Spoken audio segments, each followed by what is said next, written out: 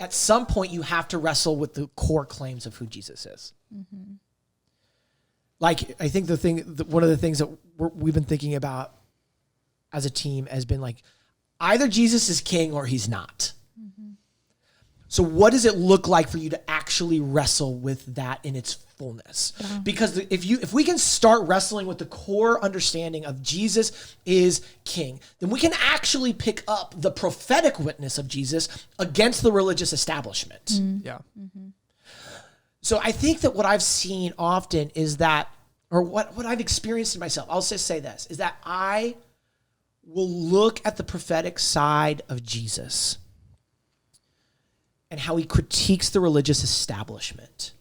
And I love that part of him. Mm. I love it. But then he also asks me and critiques me. Yep. Yeah. Yep. He prophetically critiques the way that I perpetuate the same harm in the way that the religious establishment projects harm. Yeah. And you cannot, if Jesus is king, you cannot separate those two things. Yeah. And you cannot have one without the other, because he does both and he won't let you. Yeah. Jesus is highly concerned with people not being hypocrites. Yep. So if the institution of the church that Jesus adequately was going after also means that there is a particular holiness or ethical code that he's calling you to, because if you are part of that community, he does not want you to be a hypocrite. Mm-hmm. So that includes you. So here would be the thing that I encourage. For you to find rest, if you really are concerned about harming people, and the church harming people, look at the person of Jesus actually is the best mode to critique the institution that you want to critique that is harming people.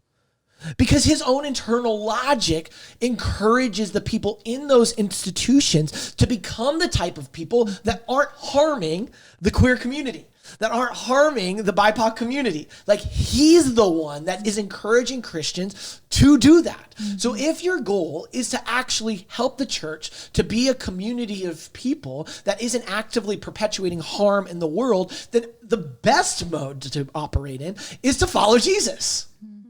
And to see how Jesus critiques those institutions himself. So that would be the thing that I would say, is that if you're going to deconstruct like Jesus. Yeah.